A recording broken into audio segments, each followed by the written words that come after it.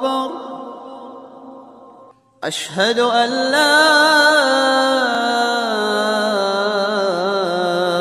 إله إلا الله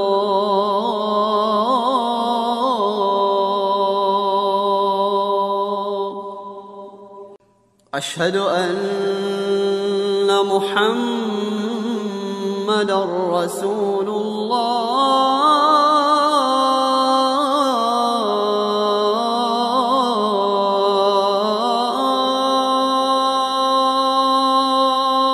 Aouzu billahi minash shaitanir rajim, bismillahir rahmanir rahim, wa salatu wa salam ala rasulullah. Chers frères, je suis en islam.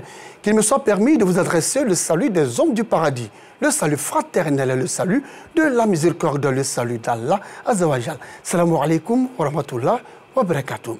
Ceux qui croient combattent dans le chemin de Dieu, dit le Saint-Coran. Sourate les femmes, sourate 4, verset 76. Mesdames et messieurs, bienvenue sur RTU 1. La problématique qui sera développée aujourd'hui va porter sur le djihad. Pour en parler, un invité et non des moindres. Il s'agit donc de l'imam Bamba Sekou. Il est imam principal à la mosquée centre Aïdara d'Adjamé. Imam, salam alaikum. Wa alaikum salam wa rahmatullahi wa barakatuh. Bienvenue. Tabarakallah. Alors vous n'êtes pas, n'est-ce pas, nouveau à l'émission Allah Akbar, hein? Certainement. Vous êtes un habitué. Certainement. Merci. D'accord, vraiment merci d'avoir accepté notre invitation. Merci, c'est gentil. Alors donc, avant donc d'aborder justement le sujet qui nous réunit ici aujourd'hui, nous allons ensemble voir la réflexion de Assitan Diarra concernant donc le sujet sur le djihad. Le djihad est l'effort fourni par un musulman pour rester sur le droit chemin en menant des actions pour promouvoir les valeurs de l'islam. Selon des savants, à l'époque du prophète de l'islam, le prophète Mohammed, paix et bénédiction de Dieu sur lui, des mécréants se sont attaqués à l'islam.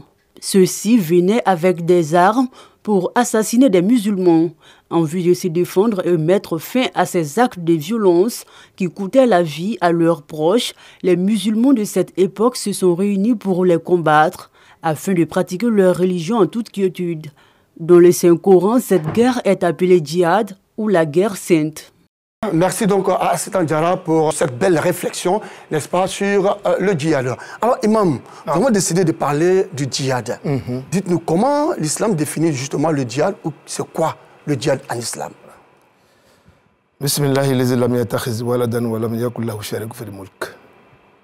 Wa ashhadu an la ilaha illallah shahadatan yuwafiqu fiha sirru wal i'lan wal qalbu wal lisan.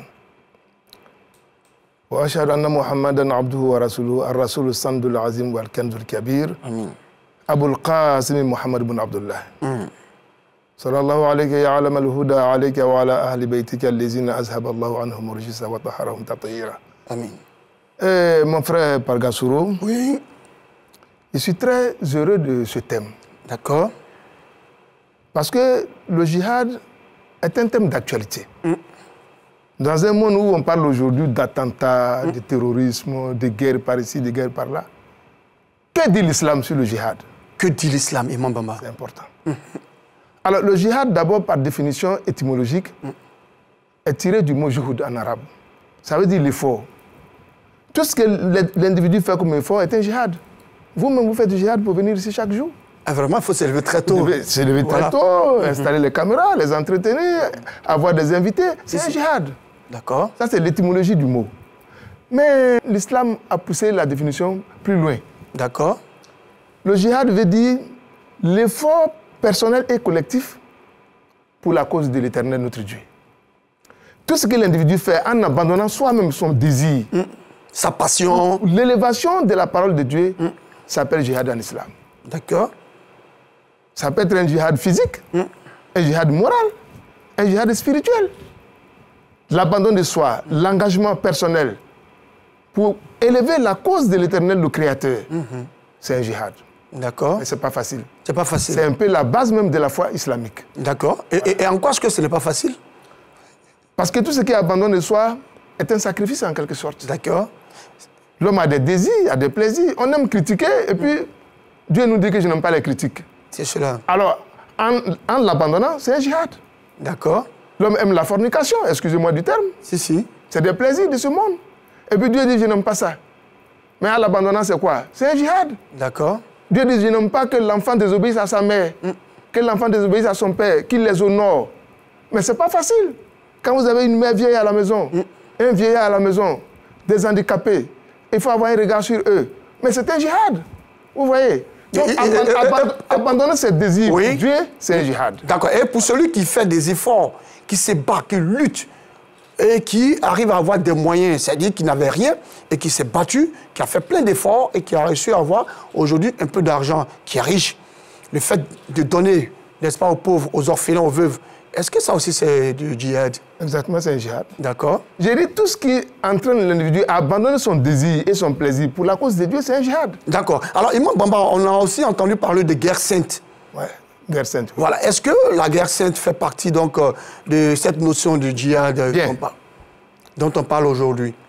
Bien. Je vais vous renvoyer à la sourate 49, verset 15. Innamal mu'minuna allazina amanu billahi wa rasulihi summa lam yartabu wajahadu bi amwalihim wa anfusihim fi sabilillahi ulaika humus as-sadiquna. Akuba. Innamal mu'minuna. Dieu dit les hommes de foi vrais sont des gens qui ont eu l'audace d'abandonner leur plaisir, leur âme et leur bien, afin de promouvoir la cause de l'Éternel, notre Dieu. D'accord. Ceux-là sont les véridiques dans leur foi. Donc l'islam définit le djihad comme étant l'élément fondamental même de la foi islamique. Voyez-vous, la guerre est sainte parce qu'elle est orientée vers la cause de Dieu. Il y a plusieurs sortes de guerres.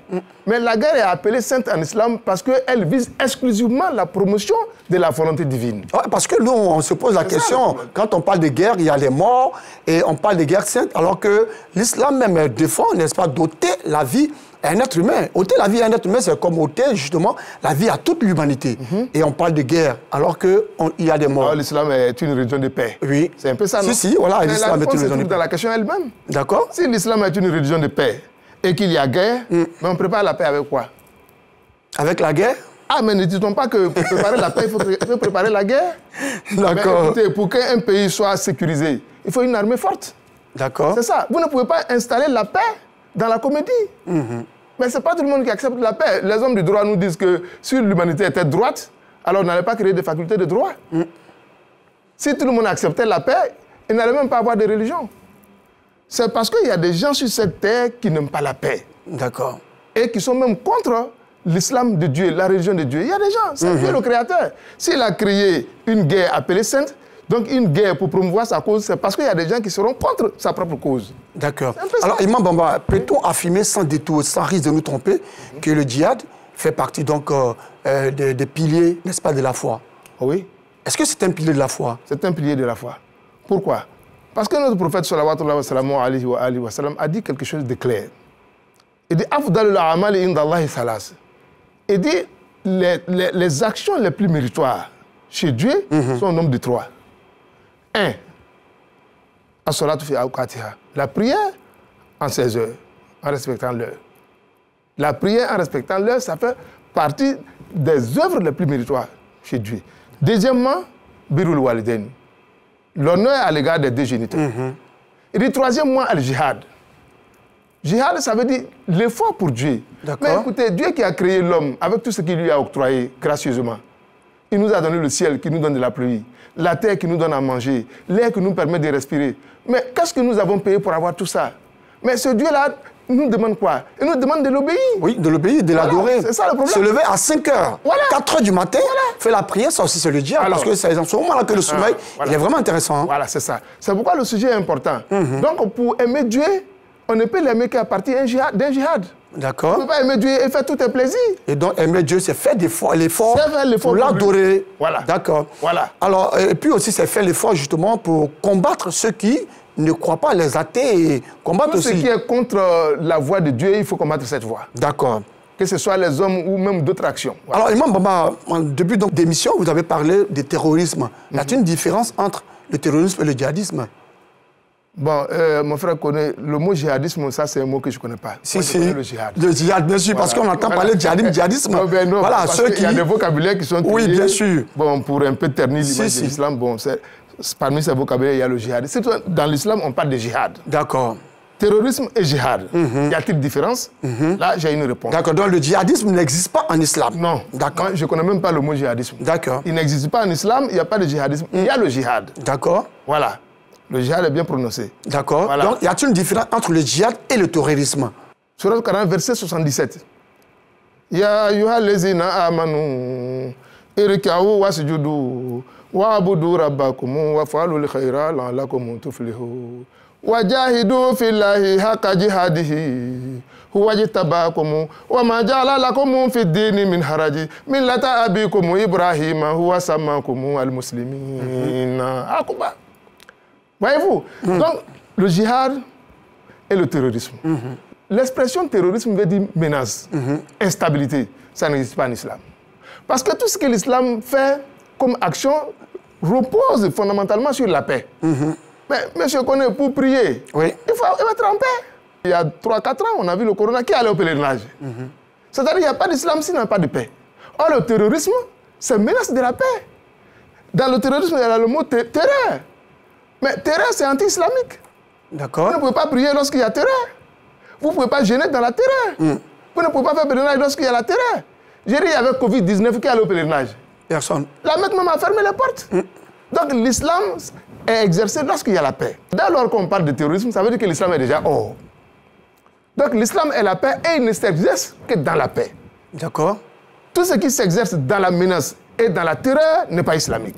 D'accord. Merci beaucoup. Alors, donc, que dire justement de ceux qui se réclament musulmans et qui prennent des personnes en otage ou qui mettent des bombes sur soi pour les exploser dans un supermarché ou dans des mosquées ou dans les églises? Cela, c'est... Mais quand ils disent Allahu Akbar et qu'ils le font, les gens entendent cela. Est-ce que Allahu Akbar qui fait quelqu'un musulman? Écoutez, l'être humain se croit toujours malin. Il y a des gens qui cherchent le monde sous plusieurs formes. Sinon, l'islam a ses règles. Il n'y a pas une religion dans le monde qui est plus cernée que l'islam. وَمَا أَتَاكُمُ الرَّسُولُ فَخُذُوهُ وَمَا نَهَاكُمْ عَنْهُ فَانْتَهُوا مَا نَهَاكُمْ عَنْهُ فَانْتَهُوا. Et dit, ce messager-là, tout ce qu'il vous donnera, ça fait partie de l'islam. Tout ce qui est hors n'est pas de l'islam. C'est clair que ça. Mohamed a terrorisé qui? Il a cassé quel immeuble? Dans l'histoire. Montrez-moi. Mohamed a tué qu'un animal. Dans l'islam, il est même interdit de couper un arbre fruité. Il est interdit de toucher à une femme et à un bébé. Mais quand quelqu'un va mettre bombe dans un supermarché, il n'y a pas d'enfants dans le supermarché? Il n'y a pas de femmes dans le supermarché? Quand on va à la plage, je ne veux pas citer des lieux, je ne veux pas faire de la publicité. Quand on va à une plage et puis on met de la bombe, on tire à bout portant sur des êtres humains, il n'y a pas de femmes dans cette plage-là? Ça, c'est l'islam, ça? Non, des gens cherchent le monde sous la forme de l'islam. Parce qu'ils savent que là où ils sont, il y a beaucoup de musulmans. Alors, il faut flatter les esprits. Alors, et puis ce qui est... Le terrorisme n'est pas islamique. Et ce qui est aberrant, c'est que souvent, c'est vrai qu'on parle de l'islam, que c'est des musulmans, mais quand on constate que ces mêmes personnes utilisent ces bombes ou ces armes et tuent aussi des musulmans dans les mosquées, est-ce que vous n'avez pas entendu parler qu'effectivement, il y a eu... فَجَزَاؤُهُ جَهَنَّمَ خَالِدًا فِيهَا جَزَاؤُهُ جَهَنَّمَ خَالِدًا. Et dit quiconque tue un être vivant croyant en l'existence de l'Éternel notre Dieu, فَجَزَاؤُهُ جَهَنَّمَ خَالِدًا فِيهَا جَزَاؤُهُ جَهَنَّمَ خَالِدًا. Et dit sa récompense c'est l'enfer. Tout être humain qui tue son prochain, musulman ou pas, pour une cause qui est hors du principe de l'islam, c'est quelqu'un qui s'est acheté l'enfer. Parce que la chose la plus chère chez Dieu, c'est la vie humaine. C'est la vie. Et c'est Dieu qui donne la vie, d'ailleurs. C'est la vie humaine, d'ailleurs. La vie, c'est la manifestation de Dieu dans l'univers. Bien sûr. Mais quelqu'un qui arrache ça, c'est Dieu, il arrache. Comment peut-on connaître Dieu s'il n'y a pas de vie? Mais Dieu, c'est la vie. C'est pourquoi dans ce nom, il y a le Hayy, le donneur de vie et la source de vie. D'accord. Dieu est la source de vie de toutes choses. Tout à fait. Mais s'il n'y a pas de vie, il n'y a pas Dieu. Mais celui qui ôte alors la vie, il est qui? C'est quelqu'un qui aime Dieu? Non, c'est un perfide, c'est le Satan. Alors donc, Imam Bamba, nous allons poursuivre cette émission. Bien avant, nous allons savoir ce que pensent les fidèles musulmans de cette thématique sur le djihad. Ils sont au micro de Yacouba Koulibaly Kader et de Enza Traoré.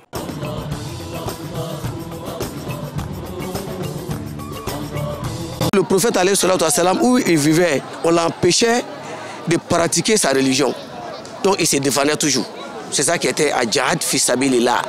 Mais de nos jours, tel qu'on voit, il y a des gens qui vont attaquer un pays ou un village, pendant qu'il y a des musulmans là-bas, en croyant qu'ils sont des djihadistes. Alors c'est des terroristes. De nos jours là, on ne doit pas encourager à djihad. Il n'y a plus de djihad. On ne force jamais quelqu'un à être musulman. C'est avec lui-même sa propre volonté.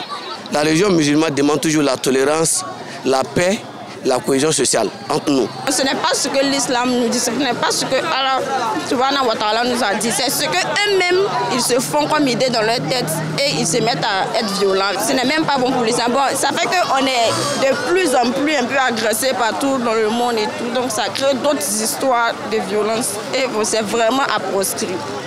Le terrorisme d'abord même c'est pas normal.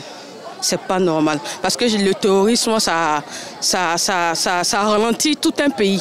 Moi, j'ai l'impression que le djihad aujourd'hui, c'est beaucoup focalisé sur la famille. Parce qu'aujourd'hui, j'ai l'impression que les femmes ont beaucoup démissionné. Les femmes ont beaucoup démissionné vis-à-vis de l'éducation des enfants. Voilà ce que pensent donc les fidèles musulmans de cette problématique sur le djihad. Alors, Imam Bamba, voilà, vous venez d'entendre ce qu'ils disent, hein. C'est vrai, ils reprennent voilà, ce que vous avez dit tout à l'heure. Mais souvent, on entend parler de djihad mineur et djihad majeur.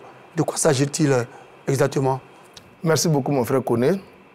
Ça même, c'est la partie essentielle même de cette émission.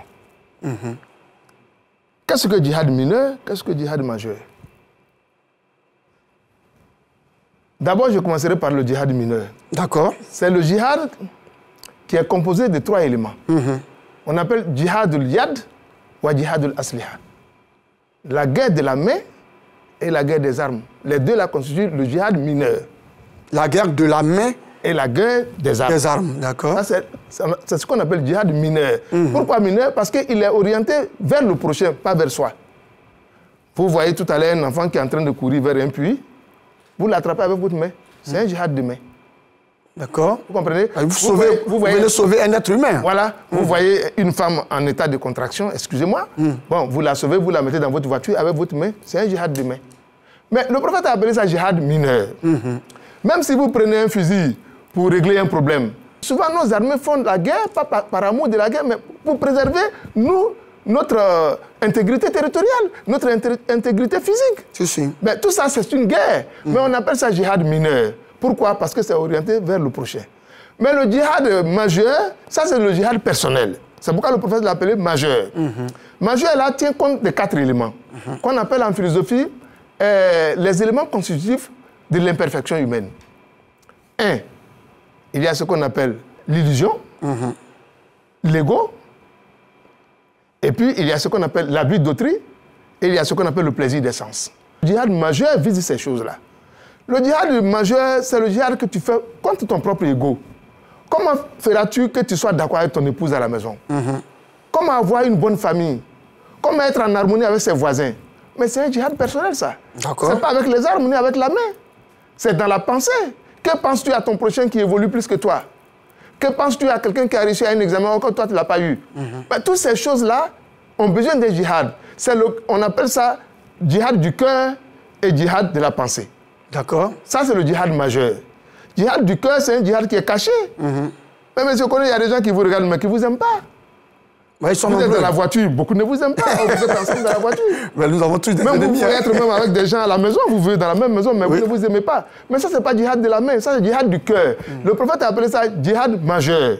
C'est-à-dire celui qui fait l'effort pour être aimé par son voisin, pour être aimé par sa femme, pour être aimé par ses enfants, ça, c'est un djihad majeur. On appelle ça djihad du cœur. Ça, c'est le plus gros djihad qui plaît à Dieu. Vous voyez ça? Mais le djihad majeur, c'est encore contre l'ego personnel. Lorsqu'on donne quelque chose pour partager à plusieurs personnes, mais quelqu'un veut prendre lui seul, parce qu'il est dans un état d'égoïsme absolu. Alors, mais comment pouvons-nous combattre cet état? Cet état-là, pour le combattre, il faut aller dans un état de djihad personnel. C'est ce djihad-là que le prophète a appelé le djihad majeur. C'est qu'on fait contre son propre ego pour faire plaisir aux autres. Mais lorsque vous prenez l'argent de votre poche pour donner à quelqu'un, mais ça, c'est quel djihad? C'est un djihad majeur. Parce que l'argent de la monnaie, vous l'aimez, si vous pensez à ça, vous ne pouvez pas donner 5 francs à quelqu'un. Bien sûr. Il faut bien que vous arriviez à une notion selon laquelle, tel que moi j'aime, l'autre aussi en a besoin. Quand vous arrivez à cette compréhension, à ce niveau de djihad, d'efforts personnels et internes, alors vous pouvez donner quelque chose à quelqu'un. D'accord, mais est-ce que le djihad mineur aussi ne vise pas justement les ennemis de l'islam? Est-ce que quelque part aussi ce djihad mineur-là, parce que vous avez parlé du djihad majeur qui est fait contre, enfin, l'effort, oui, voilà. Mais voilà, la main, c'est vrai qu'on sauve un être humain qui va vers le puits, l'enfant, vous avez pris l'exemple tout à l'heure, mais est-ce que le fait de défendre aussi l'islam à travers donc les armes ou la main, ce n'est pas aussi le djihad mineur? C'est un djihad, mais c'est mineur. D'accord. Tout ce qui est orienté vers l'autre, ça c'est mineur. Mais est-ce que c'est... Ce qui est majeur là, c'est ce qui est orienté vers nous-mêmes. C'est le plus difficile, ça. Mais à quel moment, justement, on doit utiliser une arme pour, je veux dire, tirer ou assassiner ou tuer, n'est-ce pas, une personne qui est contre l'islam? À quel moment? Est-ce que c'est parce que la personne a insulté Allah subhanahu wa ta'ala, le prophète, paix et salut dessus, ou bien a injuré un musulman? À quel moment, dites-nous? Non. Le moment est très simple. Quand on est dans un état de ce qu'on appelle d'autodéfense, vous voyez, on appelle ça self-défense. Vous voyez, le prophète a donné beaucoup d'exemples. Est-ce qu'aujourd'hui ça existe, ça? Je vais vous donner un exemple, par exemple. Quand le prophète a fait sa guerre sainte là, ce n'était pas pour rien. Lisez Surat al-Hajj, verset 39. Surat 22, verset 39. Uzina lillazina yuqatiluna bi annahum zulimu wa anna Allaha ala nasrihim laqadir.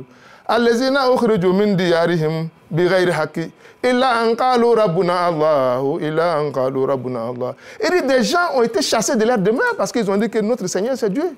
Cela a eu lieu. Des gens qui sont venus au temps du prophète parce qu'ils ont dit on suit ce monsieur et que Dieu est seul, pendant qu'il y avait 360 idoles autour de la Kaaba, ils ont dit que Mohamed est fou et tout ce qui était autour de lui, il fallait les chasser. Mais si des gens vous chassent, c'est pourquoi la loi de l'islam est très profonde. Hein? Mais je connais, si quelqu'un pénètre votre domicile pour menacer votre épouse et vos enfants, la loi vous permet de vous défendre et ça c'est un djihad. Ça c'est la loi islamique. Ça c'est la loi islamique qui est là. D'accord. Donc défendre quelqu'un dans la justice, ça c'est la guerre sainte. Et c'est normal. Vous êtes attaqué dans votre domicile, avec vos épouses, avec vos enfants, alors vous avez devoir de riposte. Celui qui dit, par exemple, l'islam, c'est une religion de paix, et il sent un ennemi entrer chez lui, violer chez lui, et qui va avec la paix, et qui arrive à parler justement avec cette personne qui a violé son domicile. Est-ce que ça aussi, c'est pas possible? Ah oui. Est-ce qu'il faut forcément la violence contre la violence? Quand on dit attaque, ça veut dire qu'il y a déjà violence. J'ai dit si quelqu'un attaque. L'imam Ali ibn Moussa Rida, l'un des petits-fils du prophète, a été très clair. Il dit Inna Allah la yardabu ala rajul yudkhalu alayhi fi baytihi wa la yuqatal. Il dit Dieu n'est pas content d'un musulman qui, sa famille est attaquée devant lui et il ne réagit pas. D'accord. Voilà. Si quelqu'un entre chez vous pacifiquement, alors vous le ripostez pacifiquement. Mais s'il entre avec violence et agressivité, vous faites quoi? Et quand on parle de l'islam radical, souvent on entend parler de l'islam radical pour parler un peu, et ces personnes pensent qu'il faut revenir à la pureté de l'islam traditionnel. Parce qu'elles pensent que... Attendez. Oui, j'attends et j'écoute Imam Bamba. J'ai déjà compris. D'accord. L'islam radical n'existe pas. Il y a l'islam. L'islam tout court. C'est ce que moi je connais. Radical veut dire déviation, excès. Il n'y a pas d'islam radical. D'accord. L'islam peut être radical s'il n'y avait pas quelqu'un pour orienter. Mais un prophète est venu orienter les gens. Et Dieu lui dit, il dit, tous vos exemples meilleurs doivent être pris sur ce monsieur. Mais en quoi ça va être radical encore? Radical veut dire que quelqu'un est là, il nous donne une ligne de conduite et puis on traverse cette ligne. Donc il n'y en a pas en islam. L'islam doit être conforme au pas de Mohammed ibn Abdullah. Salam alayhi salam. Et de ses compagnons. Un point, c'est tout. Voilà. Maintenant, si quelqu'un nous donne une radicalité, qu'il nous donne quel exemple le prophète a fait dans cette radicalité, le prophète n'a jamais été radical. D'ailleurs, d'après donc, le grand compilateur des hadiths, il s'agit donc de Al-Tirmidhi. Voilà, justement, le prophète, paix et salut de Dieu sur lui, a dit, selon lui, le vrai combat, mouajid, donc, sur le chemin de Dieu, est celui qui lutte contre son ego. C'est ça le djihad majeur. C'est ça le djihad majeur. C'est ce que j'ai dit tout à l'heure. D'accord. Le djihad majeur, c'est la lutte contre son ego. Parce que l'ego est invisible. C'est une manifestation péjorative dans la société. D'accord. C'est celui qui n'aime pas les autres. Ça peut provoquer des guerres. Bien sûr. Vous avez vu en Côte d'Ivoire où des gens ont dit, bon, les Malékés sont contre les BT, BT contre Yacouba, et ainsi de suite. Mais c'est quoi? Ça, c'est la divulgation de l'hypocrisie. Tu vois, ça c'est l'âme lorsque l'âme est sale. Quelle est la différence entre un malinqué et un bêté alors que l'âme est la même? Si. Mais Dieu n'a jamais créé une âme pour bêté et une autre âme pour malinqué, non. Dieu dit, je suis l'auteur de toute âme.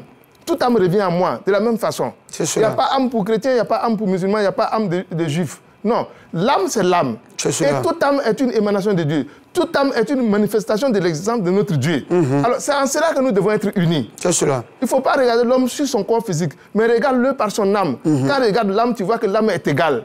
Parce que toutes les âmes transmigrent de la même façon. Il n'y a pas la mort spécifique pour les musulmans. Il n'y a pas une mort particulière pour les chrétiens. Non. Vous avez une fois observé un musulman meurt d'une façon et l'autre meurt d'une autre façon? Non.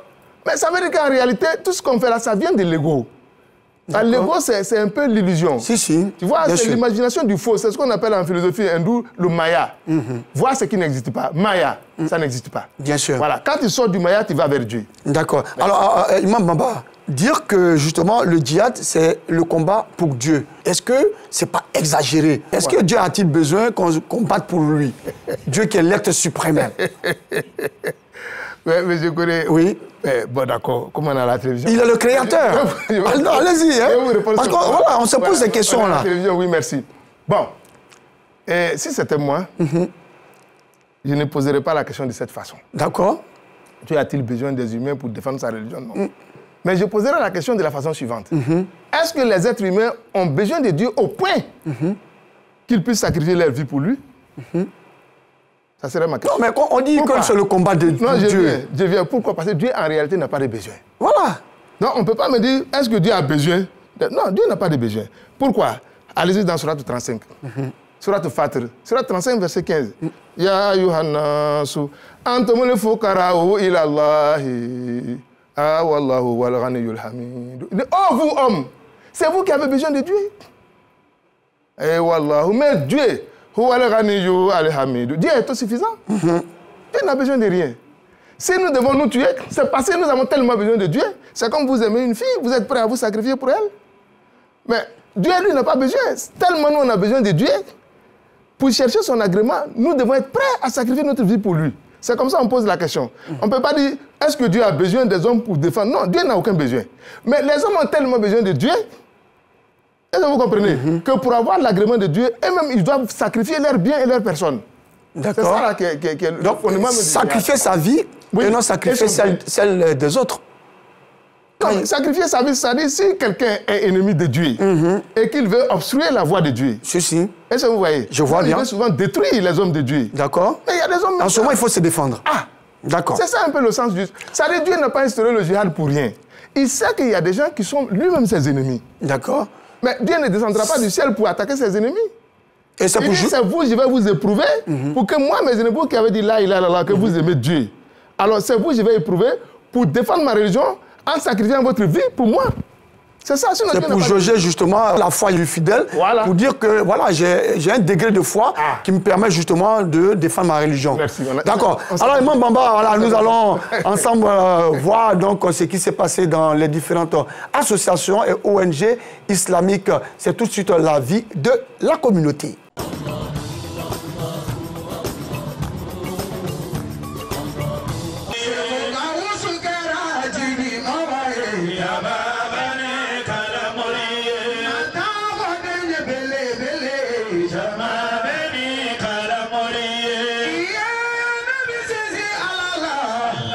La communauté musulmane des soufis Zawiya du quartier Manioc de Daloa célèbre sa 4e édition commémorative de la naissance du prophète de l'islam, Mohammed, paix et salut sur lui. Cet événement du Maoulid Nabawi a pour thème la paix, le vivre ensemble et la cohésion sociale. Nous disons d'abord gloire au Tout-Puissant, Allah subhanahu wa ta'ala, qui a permis que nous soyons là dans le temps et dans l'espace et qui est le seul à savoir pourquoi il favorise une telle rencontre. Nous disons merci à tout un chacun. Nous nous trouvons ici du soir dans la mosquée de quartier Manioc pour la célébration du Mawlud du Saint-Prophète Mohammed sallallahu alayhi wa sallam. Les conférenciers, dont le cheikh soufi Ousmane Koné, guide spirituel de la communauté soufie du Haut-Sassandra, demandent aux fidèles musulmans de s'abstenir des mauvais comportements tels que le mensonge et le manque de respect à l'égard des autorités. Donc nous demandons à tous les musulmans et toute la population de Daloa et la Côte d'Ivoire de se mettre ensemble. Donc on n'a qu'à se cramponner au câble de Allah. Donc il ne faut pas que nous soyons divisés. On peut vivre ensemble dans la paix et dans la dignité aussi. Des prières ont été faites pour la consolidation de la paix en cette année électorale en Côte d'Ivoire. Les musulmans de la cité GFCI de Yopougon ont organisé une lecture du Saint-Coran dénommée Tafsir. Séance dirigée par El Hadj Dao Abdallah, imam principal de la mosquée Aboubakar Siddiq du GFCI. Une vingtaine d'imams venus des 4 coins de la Côte d'Ivoire ont pris part à cette cérémonie faite d'explication du Saint-Coran, de prières et de bénédictions. Occasion pour ces guides religieux de faire des prières pour une année électorale apaisée en Côte d'Ivoire. Nous sommes dans une année électorale. La lecture coranique, avec la doigt du Coran, nous avons demandé à nos imams d'inclure vraiment la paix en cette année électorale. Que Dieu donne la bonne compréhension, le discernement à tous nos leaders politiques et que vraiment la Côte d'Ivoire bénéficie d'une entente parfaite entre tous nos hommes politiques.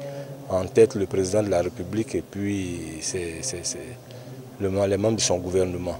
Donc nous prions Allah pour que cette année 2025, les élections se passent sans accroc, sans problème. Nous prions pour tout le monde. L'année d'élection, que ça marche bien, que Dieu nous protège, que ça soit facile et apaisé. Préoccupation de nous tous, parce que l'élection se passe sans problème, dans la paix. Et puis nous prions aussi pour notre pays, pour que tous les Ivoiriens et les Ivoiriennes, après ces élections, c'est-à-dire vaguent à leur occupation sans problème. Nous prions aussi pour le président de la République. L'initiateur de cet tafsir a exhorté la jeunesse à plus l'assiduité dans la prière afin de leur éviter ces fléaux des temps modernes. Bouclant cette 5e édition du tafsir de la mosquée Aboubakar Siddiq, le COSIM a fait une prière particulière pour une Côte d'Ivoire unie et des élections réussies en Côte d'Ivoire. Lecture intégrale du Saint-Coran pour le maintien de la paix et la cohésion sociale en Côte d'Ivoire. Également une prière pour le président de la République, Alassane Ouattara, pour ses actions de développement. À l'initiative de la communauté musulmane des Tanso résidant à Bouaké, les guides religieux se sont attelés à lire les 114 sourates du livre saint de l'islam. Aux imams de prier et de faire les bénédictions pour le président, son Excellence Alassane Ouattara, dans cette année cruciale des élections présidentielles, et aussi pour les cadres et les élus de Bouaké. Les représentants du président du conseil régional de Bouaké, Jacques Assaoui Kounan, et du maire de Bouaké, Amadou Kouné, encouragent la volonté des ressortissants des Tanso à consolider un climat de paix dans le pays. Les soutenir, les encourager, car la Côte d'Ivoire a besoin de prières pour être en paix en 2025 et surtout pour que le président ait la bonne santé pour nous conduire encore dans ce pays. Cette initiative est à encourager parce que nous avons besoin de ces prières pour qu'il y ait la paix dans notre beau pays. À travers ce genre d'initiative, les filles et fils des Tanso vivant à Bouaké entendent prôner l'entente entre les ressortissants. Voilà, c'était là donc l'avis de la communauté. Merci donc à tous ces reporters justement qui nous permettent donc de savoir ce qui se passe dans les différentes associations et ONG islamiques. Alors Bamba, nous parlons de djihad. Dites-nous, est-ce que par le passé, il y a eu des exemples de cas de guerre sainte ou de djihad, si vous voulez? 62 cas. D'accord. L'islam, dans son histoire, a enregistré 62 djihad. 62. D'accord. Il y en a qui vont au-delà, mais ce que nous connaissons avec maîtrise, c'est 62. Mais ces djihad-là ne sont pas venus au hasard. Vous voyez un prophète qui a plus de 40 ans, puis ses parents le priment, le poussent à sortir de son village natal. Pour celui qui connaît la civilisation arabe, l'arabe s'identifie par son père. Et puis on dit à Mohamed de sortir. On dit pourquoi? On dit parce qu'il a dit que Dieu est un seul Dieu. Mohamed sort et en sortant, il sort avec son petit frère, l'imam Ali. Il sort avec son oncle, donc son père, Hamza. Il sort avec ses meilleurs compagnons et il va à Médine. Et puis malheureusement, les Mécois, les mécréants, veulent le poursuivre encore à Médine. Alors Dieu dit non, il faut te défendre. Ça, c'est une guerre sainte. Parce que tu ne peux pas accepter la honte avec ceux qui ont abandonné leur famille pour te suivre. C'est-à-dire toute action que le musulman fait pour honorer sa famille, pour honorer sa nation, pour honorer son pays, c'est une guerre sainte. Voilà comment la guerre est venue. Surat 22, verset 39. On a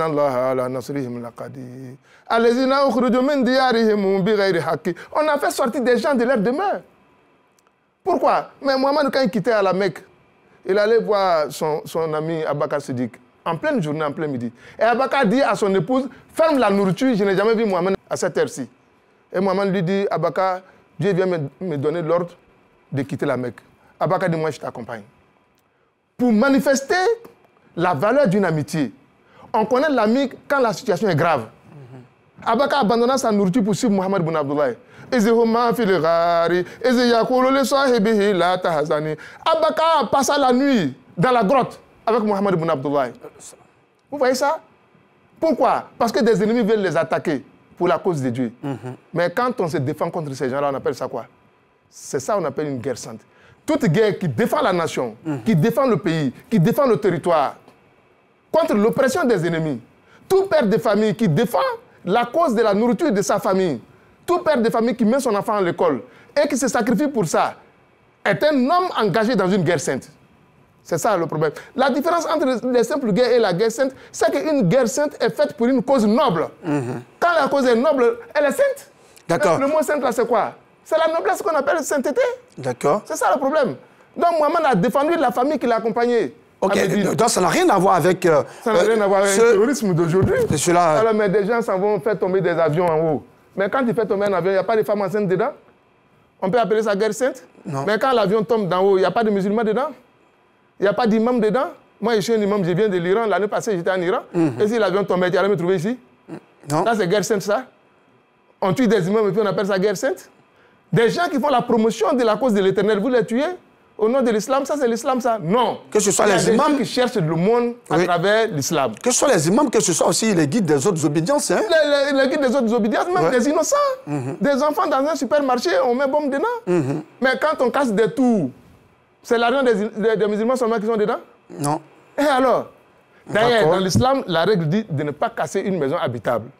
Une maison qui est déjà habitée. La loi de l'islam, c'est ça. D'accord. La guerre sainte a des règles. On ne tue pas femme enceinte, on ne tue pas enfant. On ne détruit pas un arbre fruité. Et on ne fait pas tomber une maison habitée, ni habitable. Mais aujourd'hui, voyez-vous les maisons qui tombent là? Oui. Mais on ne détruit pas les biens des gens pour dire que la guerre est sainte. Alors, imam, est-ce que vous ne pensez pas qu'aujourd'hui, la religion, notre religion, l'islam, justement, est stigmatisée, est considérée comme une religion de barbares, de terroristes, une religion, voilà, je veux dire, de tueurs. Parce qu'il y a une cabale internationale contre l'islam, tout simplement.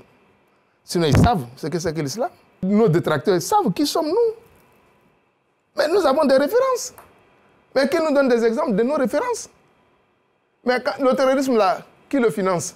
Ce n'est pas l'islam qui le finance. Et son objectif... D'ailleurs, si le terrorisme était pour l'islam, moi, je vais vous poser une question. Depuis le terrorisme a commencé, il y a plus de 20 ans, il y a eu quel État qui est devenu musulman? Il y a eu quel seul pays qui est devenu musulman grâce au terrorisme? Il y a quelle petite contrée même une seule région d'un pays n'a jamais été musulman? Mais vous pensez que si on se bat pour Dieu, Dieu ne va pas donner triomphe? Bien sûr. Dieu dit, dans Surat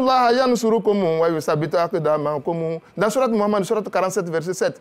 Dieu dit, mais si c'est moi ma cause que vous défendez, je vous donnerai toujours le triomphe. Mais qu'est-ce qui plaît? Maman a vécu 13 ans à Médine, mais il a conquis tous ces États-là. Oui, bien sûr. Mais pourquoi il y a plus de 20 ans on fait la guerre, on a eu une seule région? Non, pas du tout. Mais je veux dire, Imam Bamba, qu'est-ce qui pousse justement ces personnes-là à commettre la richesse de ce monde, du bien matériel. Mais pourquoi justement prendre l'islam comme référence pour pouvoir... Ah, mais quand on cherche le monde, on peut prendre tout. Tout ce qu'on veut. Il n'y a pas des gens qui font des sacrifices humains pour avoir l'argent.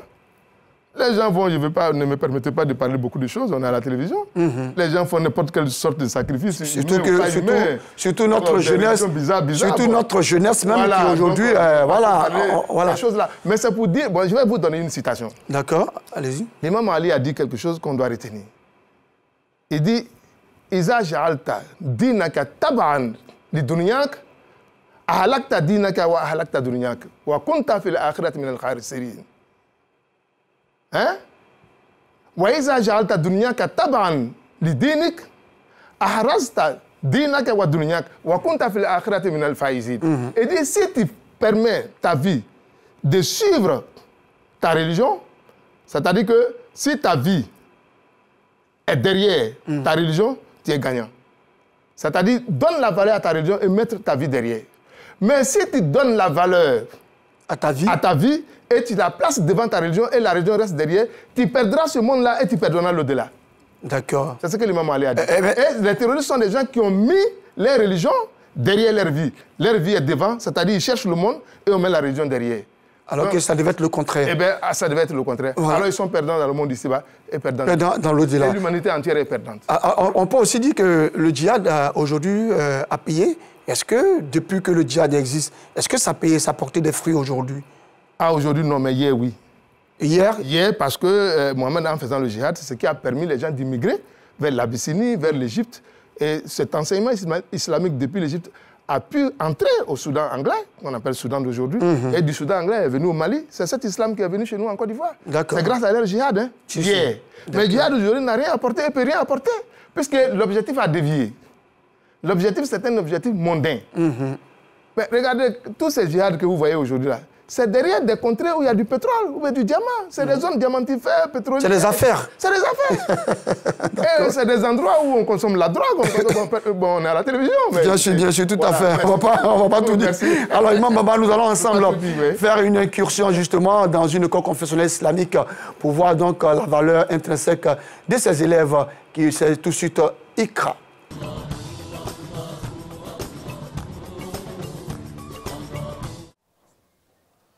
Suratul Takatsur. A'udzu billahi minasy syaithanir rajim. Bismillahirrahmanirrahim. Alhaakumut takatsur hatta zurtumul maqabir kalla sawfa ta'lamun thumma kalla sawfa ta'lamun kalla law ta'lamuna ilmal yaqin la tarawunnal jahim thumma la tarawunnaha aynal yaqin thumma la tus'alunna yawma idzin 'anin na'im.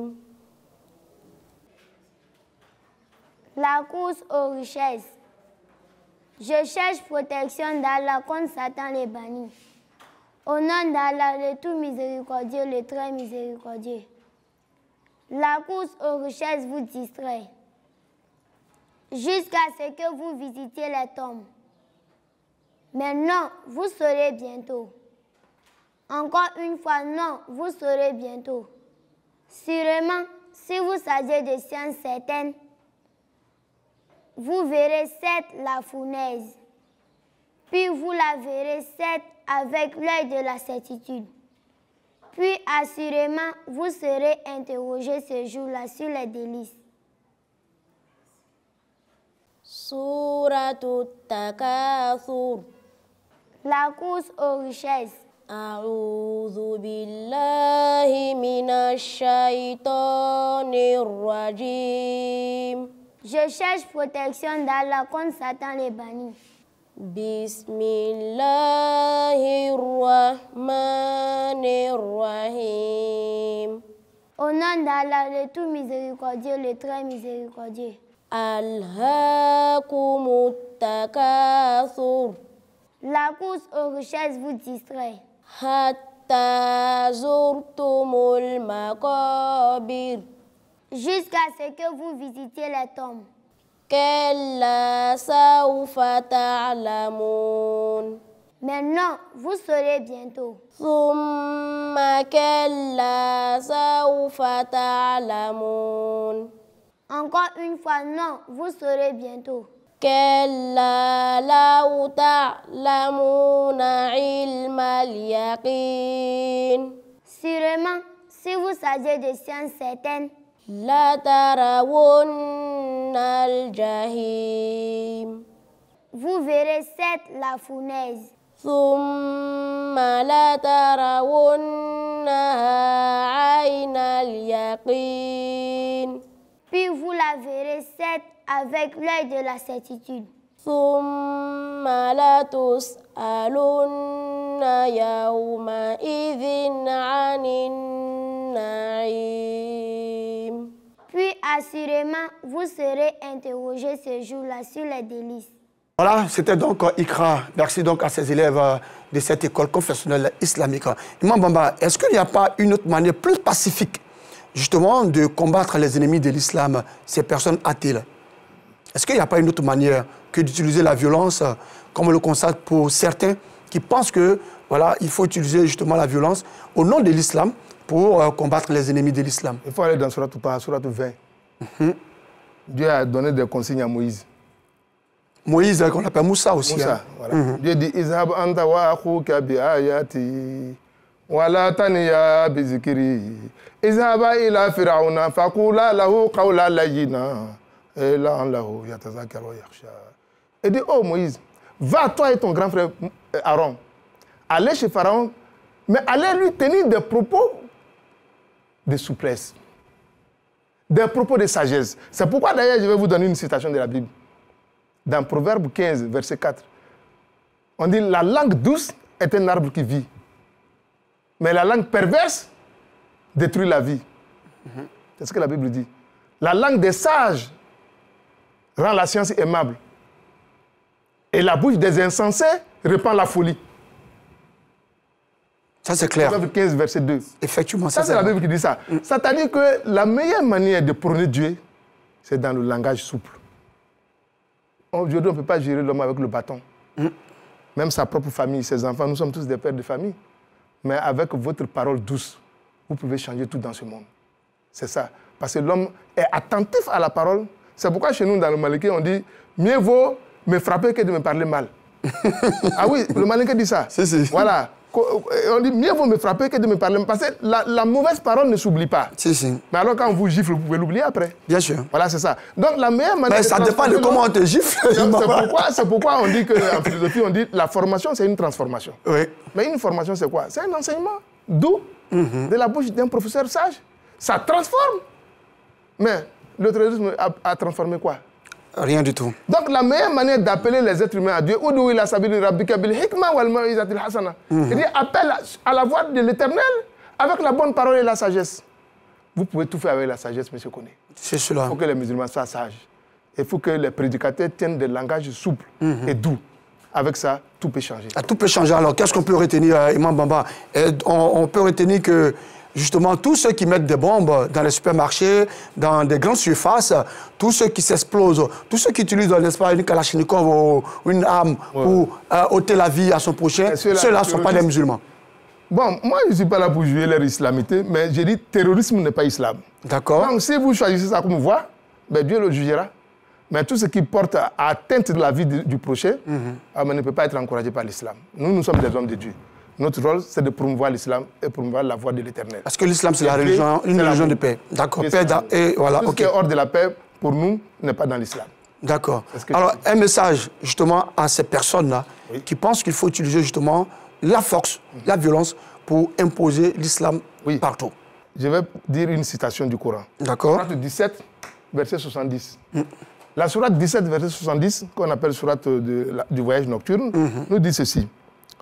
وَلَقَدْ كَرَّمْنَا بَنِي آدَمَ وَحَمَلْنَاهُمْ فِي الْبَرِّ وَالْبَحْرِ وَرَزَقْنَاهُمْ مِنَ الطَّيِّبَاتِ وَفَضَّلْنَاهُم عَلَىٰ كَثِيرٍ مِّمَّنْ خَلَقْنَا تَفْضِيلًا. Dieu dit, j'ai honoré l'homme. Mais est-ce que quelque chose qui est honoré, ça veut dire quoi? C'est Dieu qui dit, moi j'ai honoré l'homme. لَقَدْ كَرَّمْنَا بَنِي آدَمَ. Nous avons honoré les fils d'Adam. Mais celui qui est honoré, est-ce que c'est celui qu'on détruit? Non. Quand on est honoré, c'est-à-dire on est gratifié, on est sanctifié. Bien sûr. On est grandi.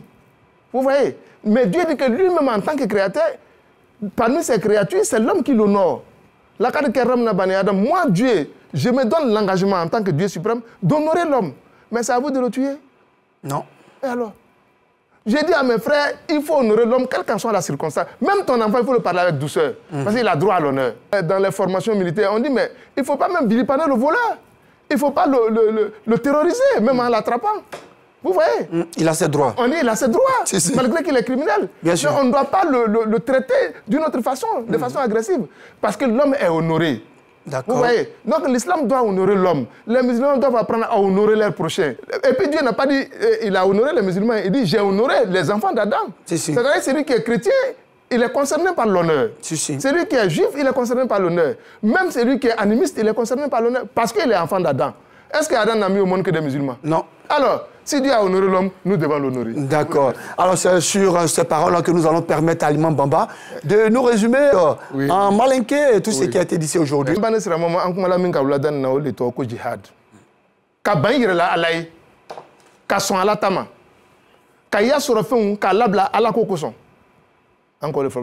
C'est ça. On est trop siramaya. Ni masoko ka halbi yasramaya madafa.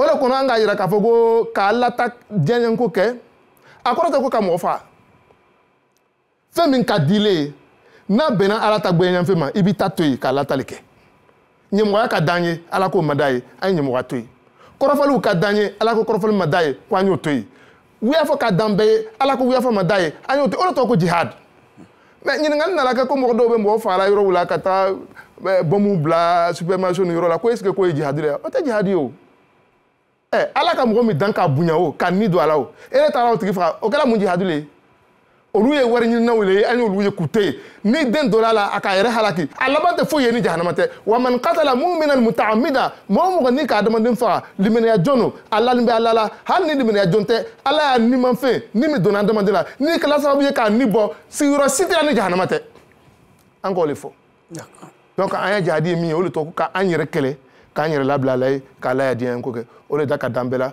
o le da ka dan bɛɛ la duniya o da ka dan bɛɛ la kiyama n'an y'an diinɛ minɛ o cogo la an bɛ bɛn sababa ma wassalamu alaikum wa rahmatullahi ta'ala wa barakatuh. Wa alaikum salam wa rahmatullahi wa barakatuh. Merci beaucoup à vous, Imam Bamba, pour ce résumé en malinké. Vous l'avez compris. C'est la fin de cette émission. Rappelons que nous étions avec Imam Bamba Sekou. Il est imam principal à la mosquée Centre Aïdara d'Adjamé. Avec lui, nous avons parlé du djihad.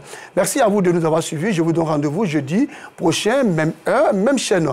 Rappelons que vous pouvez suivre la rediffusion de l'émission Allahu Akbar tous les vendredis à partir de 9h. Salam alaikum wa rahmatullah wa barakatuh. Allahu Akbar, Allahu